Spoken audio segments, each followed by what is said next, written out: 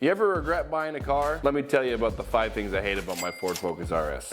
Number 5, head gaskets. Ford went ahead and up every single one of them they built with the wrong head gasket that belonged on the Mustang 2-liter instead of the Ford Focus RS. So they gave a bunch of shitty techs the ability to replace these installs, and all of them ended up blowing up anyways. So they replaced the head gasket, did a crappy job, and they blew up anyways. Number 4, the stock suspension. That thing was a pile of shit. Regular mode was about as stiff as a race car. Stiff mode, you might as well be driving down the road on metal poles. There was a pogo effect on the stock suspension that was so bad it gave you vertigo. And so you had to go out and you had to spend $1,500 to $2,000 on a set of coilovers to even drive it on a daily basis without it being terrible. You would just sit there, you hit a bump and you just sit there and bounce. Really? Number 3, the engine idle control. It idles from 200 to 300 RPM at all times. Always sounds like something's wrong or something's broken.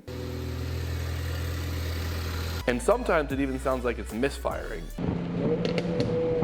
It's maddening. All you gotta do is just drive it, and then you get nervous if you're gonna full send it. The purge valve. The way they design these engines, you sit there, overfill your engine tank one time, you send engine vapor up through the purge valve, and it clogs. And you gotta keep replacing it, or your car will run shittier and shittier, and eventually it won't even start. Number 2, and probably the most annoying on this list, 5x108 bolt pattern. Do you know how many cars are 5x108? Not that many.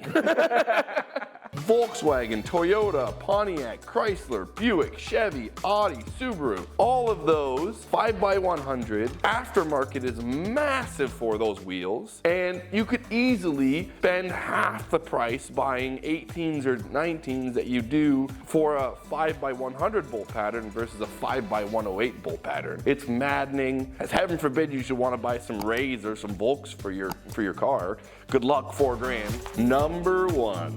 Burger King foot lettuce. My fucking engine blew up. That'll do it. I bought this car with 10,000 miles, and all I did was an E85 tune with port injection. Nothing crazy, and it fucking blew up anyways. So these cars stop. It's a crapshoot to even throw 50, 60 more horsepower, maybe 100 more horsepower at them. Point is, buy the car for the activity you want to do. If you want to push it in track day, if you want to get more power of it, a B58 and S58 might be a better fit. Even a Coyote might be a better fit. Right. Not a Focus RS. Not the eco fucking shit. Half these fucking cars on the road have blown up due to LPS, or low speed pre-ignition, lower speeds in high gear. When you load up the engine in a high gear, you get this phenomenon. You send a rod through the block. Not even pushing it, no nothing. You're in 5th gear going 30 miles an hour. You step on the gas. Good luck. On the bright side, I replaced the motor, fully built, and now it's one of my favorite cars I've ever driven in my life. Tune in next time while I go over the 5 favorite things on my fully built Focus RS. If you have a Focus RS and hate it too sometimes, comment down below.